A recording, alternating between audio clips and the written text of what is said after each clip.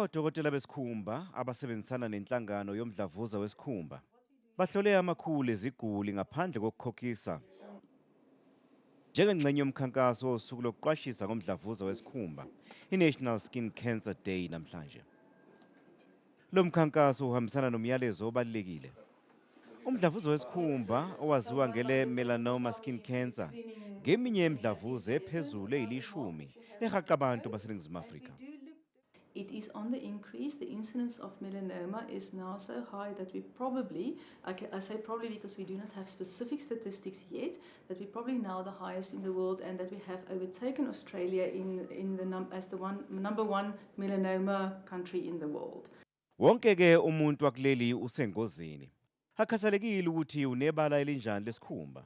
Nakuba ubuchwepheshe besimanje bukwazi ukuthola umdlavuza wesikhumba kusenesikhathi, kodwa odokotela besikhumba bathi kumqoka nakuba abantu uqobo ukuba bayihlole ngokwabo.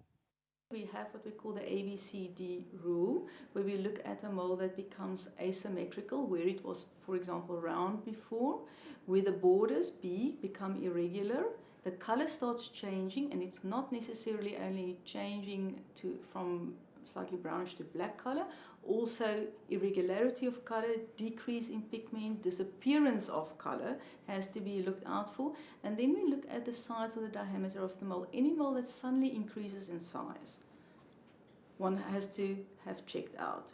Umeya uthi indlela engcono yokugwema umdlavuza wesikhumba we-melanoma skin cancer ngukusebenzisa isigqoko selanga kanye nokugcobisa okufanele ukuvikela ukushiswa ilanga.